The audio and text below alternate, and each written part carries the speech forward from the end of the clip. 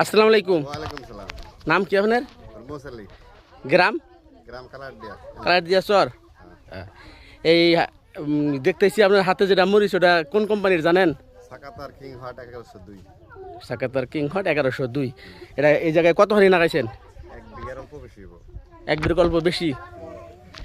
এটা এইবারই করলেন না আগের সিজনেও করেন? 4 বছর ধরে করি। আগের সিজনেও করেন না? আগের করে 2 সিজনে করা যায়। 2 সিজনেই করা যায়। তো এটা ফলন কিরম হয়েছে? ফলন ভালো, মোটামুটি বিঘা 8-10 কুইন্টাল ওঠে এক তুলায়। এক তুলায় 8-10 কুইন্টাল উঠে। এটার গুণাগুণ কিছু করবেন কি? কোনগুন মানে মোস্টে প্রচুর ধরা আর কি, গাছ পাতা ভালো, বেমার আজার কম আছে।